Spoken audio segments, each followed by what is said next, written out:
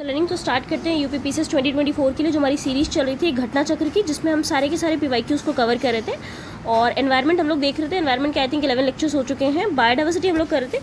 Biodiversity के कुछ questions रह गए थे जिसको इसमें हम कवर करके देन दूसरा टॉपिक स्टार्ट करेंगे।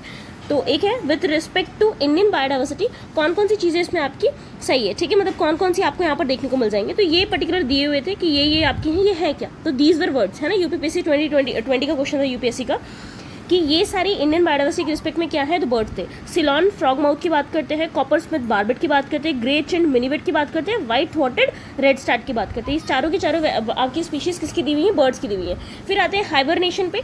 हाइबरनेशन क्या होता है, दिस इज विंटर स्लीप, ठीक है, यानी both by warm and cold blooded. जो भी आपके ऐसे एनिमल्स होते हैं जो बेसिकली अपनी एनर्जी कंजर्व करना चाहते हैं, चाहे वो वार्म ब्लडेड हो या कोल्ड ब्लडेड हो, ज़्यादातर कोल्ड ब्लडेड करते हैं ऐसा, ठीक है, बिकॉज वो अपना टेम्परेचर क्या कर सकते हैं, बेसिकली रेगुलराइज नहीं कर पाते। जैसे कोरट्स हो गए, बियर्स हो गए, ठीक है, कुछ आपके बैट्स देखने को मिल जाएंगे, मस्क्रैट्स देखने को मिल जाएंगे, यानी जो माइस रोडेंट्स होते हैं वो भी आपको देखने को मिल जाएंगे ना। हाइबरनेशन का एक अपोजिट टर्म होता है जिसको हम कहते हैं एस्टिवेशन। एस्टिवेशन किस लिए होता है, ये आपका समर स्लीप के लिए होता है, यानी वो एनिमल्स जो आपके समर के टाइम पे अपनी एक्टिविटीज़ को सस्पेंड करके, बॉडी की सारी एक्टिविटीज़ को सस्पेंड करके बहुत लंबे टाइम के लिए स्लीप में या रेस्ट की पोजीशन में चले जाते हैं, उसको हम लोग क्या कहते हैं, एस्टिवेशन के ना। अब बायोडाइवर्सिटी पे आते हैं। Normally greater in lower latitudes than higher latitudes, यानी अगर बायोडाइवर्सिटी की बात करेंगे तो जो आपके लोअर लैटिट्यूड्स होते हैं वहाँ पर ये ज़्यादा देखने को मिलता है हायर। अब रीज़न क्या हुआ, लेट्स से आपका ये देखने को मिल रहा है अर्थ, बीच में आपका इक्वेटर है। जैसे आप हायर लैटिट्यूड में जाएंगे तो यहाँ पर आपको क्या देखने को मिलता है, यानी यहाँ से आप बढ़ेंगे तो आपको 23.5 डिग्री देखने को मिल जाएगा, ट्रॉपिक ऑफ कैंसर, देन नीचे ट्रॉपिक ऑफ कैप्रिकॉर्न। तो हायर लैटिट्यूड्स की तरफ आपका टेम्परेचर जो है वो कम होता चला जाता है। टेम्परेचर जितना कम रहेगा उतना आपकी बायोडाइवर्सिटी कम देखने को मिल जाएगी।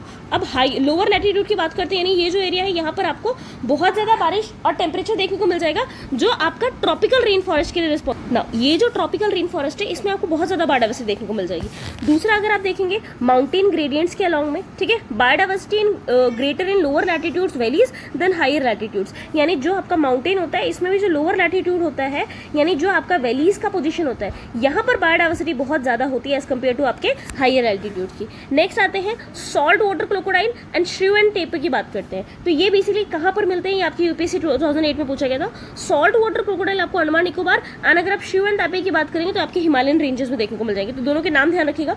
बहुत बार ऐसा होता है यूपीएससी के क्वेश्चन स्टेट पीसेस में रिपीट हो जाते हैं, ठीक है, वो कोई भी स्टेट पीसेस हो, आप यूपी पीसेस देख सकते हैं, आप एमपी पीसेस देख सकते हैं, बीपीएस से देख सकते हैं, राजस्थान, छत्तीसगढ़, झारखंड, उत्तराखंड, है ना। तो एज इट इज क्वेश्चन इसमें आपके आने वाले सालों में रिपीट हो जाते हैं, तो उसको भी ध्यान रखिएगा। देन इंडियन में आते हैं, इंडियन रेड पांडा की बात करते हैं। बेसिकली कहाँ पर मिलता है, ईस्टर्न हिमालयाज का पोर्शन है, यानी अगर आप ये इंडिया लेते हैं तो यहाँ पर आपको देखने को मिल जाएगा ईस्टर्न हिमालयाज, सिक्किम, वेस्ट बंगाल, मेघालय, अरुणाचल। तो ये पर्टिकुलर एरिया है जहाँ पर आपको रेड पांडा देखने को मिलता है। फिर इंडियन स्लो लोरिस की बात करते हैं, ये डेंस फॉरेस्ट में मिलता है कहाँ पर, नॉर्थ ईस्टर्न इंडिया में। तो ध्यान रखिएगा, दोनों आपकी वैरायटीज हैं। मैच द फॉलोइंग में भी आया हुआ है कि ये आपकी स्पीशीज कहाँ पर मिलती है। फिर वेटलैंड इंटरनेशनल की बात करते हैं। इसका मेन काम क्या था वेटलैंड इंटरनेशनल का, कि आपको रिस्टोर करना है वेटलैंड्स को। जो भी आपके वेटलैंड्स है ना, वेट लैंड नाम से पता लग रहा है ऐसी लैंड जो वेट हो, ठीक है, दलदल का इलाका हो गया, मार्शी एरियाज हो गए, ये सारी चीज़ें आपके वेटलैंड्स में आते हैं। तो ग्लोबल है, पर्टिकुलर ग्लोबल ऑर्गेनाइजेशन है, इंडिपेंडेंट है, खुद से काम करती है, एक एनजीओ की तरह है।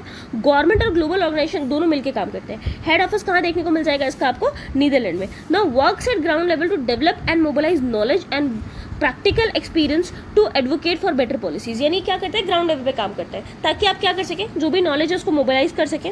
उसके बाद अगर आप देखेंगे प्रैक्टिकल एक्सपीरियंस को यूज़ करते हुए आप बेटर पॉलिसीज के लिए एडवोकेट कर सकते हो, ठीक है, उसको स्टार्ट कर सकते हैं ना। इसके बाद नेक्स्ट देखते हैं India party to Ramsar convention, ठीक है। इंडिया बेसिकली पार्टी है किसका, आपका रामसार कन्वेंशन का। ये कब आया था, 2 फरवरी 1971 में लाया गया था। इंडियन सिटी रामसार में, ईरानियन जो सिटी है रामसार, वहाँ पर इस कन्वेंशन को साइन किया गया, इसीलिए इसका नाम उस पर पड़ गया है, रामसार के नाम पे। ना इंडिया में फोर्स की बात करते हैं तो 1982 में फोर्स में आ गया था। मैक्सिमम अगर आप देखेंगे तो आपको रामसार साइट्स कहाँ देखने को मिल जाएगी, तमिलनाडु में, जो प्रेजेंट टाइम पे आपकी 16 आपको देखने को मिल रही है। यूपी में कितनी है आपकी, 10 देखने को मिल रही है। और अगर और देखेंगे पहले 75 थी, अब ये 80, अभी आप प्रेजेंट मुझे नंबर बताइएगा ये बढ़ चुका है, कितना हो चुका है, ठीक है। 5 न्यू ऐड की गई थी कर्नाटका में, 3 और 2 आपकी तमिलनाडु में। एक आपको देखने को मिल रहा है अंकस मुद्रा, ठीक है। उसके बाद अगर आप देख सकते हैं ये क्या है, हाँ, अग्नश्री जो आपकी है बेसिकली एस्चुरी, ये देखने को मिल जाएगा। मगाड़ी या कैरिक की बात करते हैं कर्नाटका में है, ठीक। लॉन्गवुड शोला या बेसिकली कराई वेले अगर आप बात करते हैं तो आपको कहाँ देखने को मिल जाएगा, तमिलनाडु। ना शोला एक तरीके का पर्टिकुलर टर्म है जो यहाँ के फॉरेस्ट, वेस्टर्न घाट्स के फॉरेस्ट के लिए, ग्रासलैंड्स के लिए आप यूज़ करते हैं, ठीक है, तो इसको भी ध्यान रखिएगा। फिर आते हैं इंडिया में, conserve all sites through ecosystem approach and allow there simultaneous sustainable use. यानी अगर आप देखेंगे तो यहाँ पर मेन काम क्या है, जितनी भी साइट्स है उसको कंजर्व करना इकोसिस्टम अप्रोच के थ्रू एंड अलाउ करना, ताकि हम उसका सस्टेनेबल तरीके से यूज़ कर सकें। If wetland of international importance brought under Montreux record, ठीक है। अब ये यूपीएससी का क्वेश्चन था 2014 का, कि अगर वेटलैंड कोई इंटरनेशनल इंपॉर्टेंस का है और उसको हम मॉन्ट्रियक्स रिकॉर्ड के अंदर में लेके आते हैं, तो उसका मतलब क्या होता है?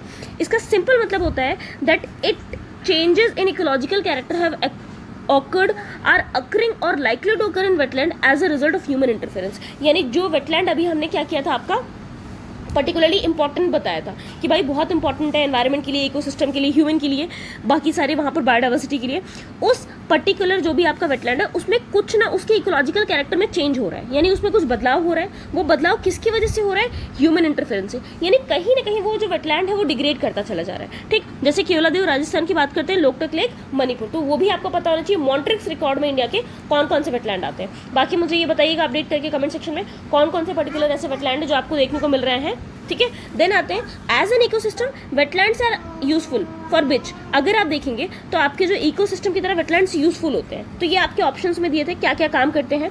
न्यूट्रिएंट रिकवरी एंड साइक्लिंग का काम करते हैं, न्यूट्रिएंट को रिकवर करते हैं, साइक्लिंग करते हैं, ठीक है। प्लांट्स आपने देखे थे, लेग्यूमिनस प्लांट्स, ठीक है, तो वैसे ही आपके वेटलैंड्स भी क्या करते हैं, एक तरीके से न्यूट्रिएंट रिकवरी करते हैं। रिलीजिंग हैवी मेटल्स, अब क्या करते हैं प्लांट्स, क्या करेंगे यहाँ पर, जो भी आपके हैवी मेटल्स को एब्जॉर्ब करते हैं, ठीक है, तो प्लांट एब्जॉर्प्शन के थ्रू हैवी मेटल्स को रिलीज करना। रिड्यूस करना situation of rivers by retaining sediments. अब क्या होता है, कोई भी रिवर है उसमें फ्लड की कंडीशन हो सकती है, या फिर अगर आप देखेंगे वहाँ पर पानी थोड़ा सूखा पड़ सकता है। दोनों ही कंडीशन को बेसिकली क्या करने के लिए, एक तरीके से स्टेबलाइज करने के लिए आपके वेटलैंड्स यूज होते हैं। क्यों? ये जो आपके सेडिमेंट्स है उसको रिटेन करते हैं, एक्स्ट्रा पानी को भी क्या कर देते हैं, ये रिटेन करके रखते हैं। देन तो सिल्टेशन को कम कर देते हैं रिवर्स में। Then keep water level normal, आपके पानी के लेवल को नॉर्मल, फ्लड को एब्जॉर्ब करना, लो रिलीज करना ना, बोथ ये जो आपका काम देखने को मिल रहा है वेटलैंड करेंगे, दोनों का प्रोसेस सेम हो जाएगा, ठीक है। पहले तो सिल्टेशन को रिड्यूस करेंगे और सेडिमेंट को रिटेन कर लेंगे। जैसे क्या हुआ, कोई भी आपका सेडिमेंट आया मान लीजिए नदियों में, उस सेडिमेंट को ये वेटलैंड अपने पास रख लेगा। अपने पास रखा है तो आपकी नदियों में सिल्टेशन कम हो जाएगा। सिल्टेशन कम हो जाएगा तो अगर पानी ज़्यादा हुआ तो ये यहाँ पर सेडिमेंट ज़्यादा है, पानी को ज़्यादा एब्जॉर्ब करेगा, फ्लड की कंडीशन को रोक देगा, ठीक है। अगर लो है तो पानी यहाँ से क्या हो जाएगा, रिलीज हो जाएगा। No release vegetative matter in river, तो इससे क्या होता है, यहाँ पर वेटलैंड में बहुत सारा वेजिटेटिव मैटर भी ग्रो करेगा। ग्रो करने की वजह से वो सारा का सारा बेसिकली आपका कहाँ पर रिलीज कर दिया जाएगा, रिवर में, और ये फिश को फीड करने में काम आता है। फिर नेक्स्ट देखते हैं India. India as a country की बात करते हैं, total geographical area under category of wetlands recorded more in Gujarat. यानी कंट्री का जो टोटल जोग्राफिकल एरिया है जो कैटेगरी ऑफ वेटलैंड्स में रिकॉर्ड किया गया, वो सबसे ज़्यादा कहाँ पर देखने को मिल रहा है, गुजरात में 17.56%, देन अदर स्टेट्स, बाकी स्टेट्स की कंपेरिजन में सबसे कम कहाँ पर है, मिजोरम में है 0.66। फिर बात करते हैं अंडर रामसर कन्वेंशन क्या मैंडेटरी नहीं है, not mandatory on part of government of India to protect conserve all wetlands in territory of India. यानी रामसर कन्वेंशन ऐसा नहीं कहता है किसी भी देश को, इंडिया की बात यहाँ कर रहे हैं, कि आप अपने अंडर आने वाले सारे के सारे वेटलैंड्स को कंजर्व करो, नहीं, कुछ स्पेसिफाइड वेटलैंड्स किए गए। अभी मैंने कितने बताए, 80 टोटल है, कितने अभी आप मुझे बताएंगे, ठीक है, कमेंट सेक्शन में कमेंट करके। तो वो पर्टिकुलर अगर आप देखेंगे सिर्फ उतने ही वेटलैंड्स को प्रोटेक्ट करने के लिए एक तरीके से मैंडेटरी पार्ट होता है, सबको नहीं, ठीक है, सारे के सारे नहीं। ना वेटलैंड कंजर्वेशन मैनेजमेंट रूल्स 2010 की बात करते हैं, फ्रेम किसने किया है, द गवर्नमेंट ऑफ इंडिया ने, not based on recommendation of Ramsar convention, but अगर आप देखेंगे expert panel constituted by national environment policy 2006। तो ऐसा नहीं है, ये एक ऑप्शन दिया हुआ था जो wetland conservation management rule India ने बनाए हैं, ठीक है, वो आपके रामसर कन्वेंशन ने रिकमेंड किए, नहीं, ऐसा नहीं है। हमारे यहाँ एक्सपर्ट पैनल था जो नेशनल एनवायरमेंट पॉलिसी 2006 में बनाया गया था, उन्होंने इसको रिकमेंड किया था कि आप इसको बनाइए, ठीक है। ये क्या करता है, एनकम्पास बेसिकली अगर आप देखेंगे जो भी आपका ड्रेनेज एरिया होगा, catchment region of wetlands determined by authority, ये आपका कोई भी एक पर्टिकुलर रिवर चैनल आपको देखने को मिल रहा है ना, ये फ़ोन लेते समय आप मेरी फिंगर्स भी देख सकते हैं, थोड़ा गलत स्कैन हो गया था, ठीक है, आई विल मेक श्योर कि थोड़ा सही रहे। हाँ, तो उसके बाद यहाँ देख सकते हैं जैसे कोई चैनल है आपका, कितना इसका ड्रेनेज एरिया है, कितना कैचमेंट एरिया आ रहा है, उसको पर्टिकुलर क्या करता है, ये एक तरीके से मैनेज करता है। फिर नेक्स्ट देखते हैं annual production of biomass is minimal, यानी अगर आप देखेंगे जो एक साल में होने वाला बायोमास मैंने आपको ऑलरेडी बताया हुआ है, कोई पेड़ है उसका पूरा ड्राइड मास ले लो, उसकी पत्तियां सुखा दो, पूरे तने सुखा दो, उसके बाद जो मास बच रहा है वो आपका बेसिकली बायोमास आ जाएगा। तो ये मिनिमम सबसे ज़्यादा कहाँ होता है, डीप सी में। ऑब्वियस सी बात है, वहाँ सनलाइट बहुत कम रहती है, तो वहाँ chemical basically photosynthesis chemical synthesis देखने को मिल जाएगी सॉरी, इसीलिए वहाँ पर बायोमास आपको बहुत कम देखने को मिल जाएगा। हाईएस्ट की बात करते हैं तो हाईएस्ट आपको कहाँ देखने को मिल जाता है, ये आप देखेंगे ट्रॉपिकल रेन फॉरेस्ट आपका होता है 2200 ग्राम पर ईयर, डेसिडिवस में 1200, टैगा में 800, फिर आप देखेंगे प्रेरी वगैरह में 600। तो ये आपका है, ध्यान रखिएगा। नो अब आपसे पूछा गया था ये जो ना कि एनुअल प्रोडक्शन बायोमास का मिनिमल कहाँ है, तो उसमें ऑप्शन थे प्रेरी, डेसिडिवस फॉरेस्ट और टैगा, इसमें सबसे कम आपको डीप सी में देखने को मिल रहा है। फिर आते हैं ऑथर ऑफ टुमारोज बायोडाइवर्सिटी, कौन है, वंदना शिव है, तो उनका नाम ध्यान रखिएगा, पूछ सकते हैं, पीसीएस में एक बार आया हुआ है। Bearing on biodiversity international, basically अगर बात करते हैं इंटरनेशनल कोई भी ट्रीटी होती है तो उसका बायोडाइवर्सिटी पे क्या इफेक्ट होता है। International treaty on plant and genetic resources for food and agriculture, जो भी इंटरनेशनल ट्रीटी आपकी होती है प्लांट जेनेटिक रिसोर्सेज की, फूड एंड एग्रीकल्चर, उस पर बेसिकली काम करेगा। यूएन कन्वेंशन है जैसे कॉम्बैट डेजर्टिफिकेशन, डेजर्ट से लड़ने के लिए जो यूएन का एक कन्वेंशन है, यूएनसीसीडी जिसको कहते हैं, वर्ल्ड हेरिटेज कन्वेंशन। तो ये सारी चीज़ें बेसिकली आपकी वो कन्वेंशन है जिसका बायोडाइवर्सिटी पे किसी तरीके से इफेक्ट पड़ता है ना। तो देखिए क्वेश्चन कुछ भी नहीं था, आप देख के भी बता सकते थे कि ये सारी चीज़ें कहीं ना कहीं बायोडाइवर्सिटी को अफेक्ट करती हैं। So this was question. अब हमारा कौन सा दूसरा आता है, फॉरेस्ट एंड वाइल्ड लाइफ। मेरे ख्याल से अगर ये कवर करेंगे तो लेक्चर थोड़ा सा लंबा हो जाएगा, तो इसको यहीं पर पॉज करते हैं, ये वाला दूसरे लेक्चर में अभी मैं रिकॉर्ड करके डाल देती हूँ, ठीक है। सो मिलते हैं नेक्स्ट लेक्चर में। Keep learning, thank you everyone.